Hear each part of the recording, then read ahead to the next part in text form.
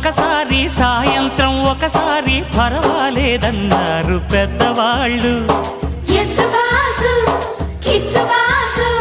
సావిట్లో ఒకసారి సందిట్లో ఒకసారి చలి కాగాలన్నారు చిన్నవాళ్ళు.